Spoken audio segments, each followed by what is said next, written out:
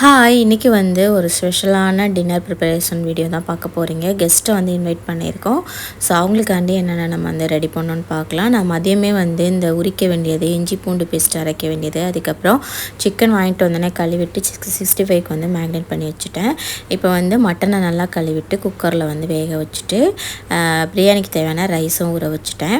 இப்போ வந்து cooker whistle வந்துருச்சு. அதை தூக்கி வச்சுட்டு நான் சிக்கன் கிரேவி பண்ண ஸ்டார்ட் பண்ணிட்டேன். வந்து சிக்கனுக்கு எல்லாமே தாளிச்சு விட்டுட்டு பொடியெல்லாம் போட்டு எல்லாமே ரெடி பண்ணியாச்சு.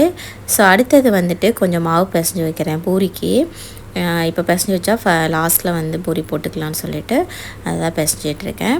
ஸோ அடுத்து வந்து பிரியாணி செய்ய ஸ்டார்ட் பண்ணியாச்சு.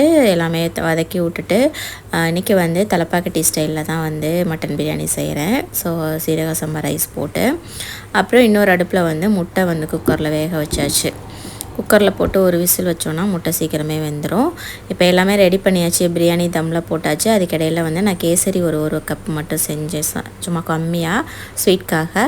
இப்போ வந்து பூரி எல்லாமே தேய்ச்சி வச்சுட்டு போட்டு எடுத்துடலாம். இப்போ பூரி தேய்ச்சாச்சு. பூரியும் போட்டு எடுத்துகிட்டு அதே எண்ணெயில் வந்து 65ம் போட்டுட்டேன். ஃபைனலாக வந்து எல்லாமே ரெடி பண்ணியாச்சு. ஸோ இப்போ என்னென்ன பண்ணியிருக்குன்னு சொல்லி பார்க்கலாம் வாங்க. பிரியாணி வந்து சூப்பராக வந்து வந்துருந்துச்சு. பிரியாணி, அதுக்கப்புறம் கேசரி, சிக்கன் 65, சிக்கன் கிரேவி, அப்புறம் பூரி, ரைத்தா, முட்டை, இவ்வளோ தான். ஸோ சூப்பராக வந்து டின்னர் போயிடுச்சு. இது மாதிரி வீடியோஸ் பார்க்க நம்ம சேனலை சப்ஸ்கிரைப் பண்ணிக்கோங்க. தேங்க்ஸ் ஃபார் வாட்சிங். Bye bye.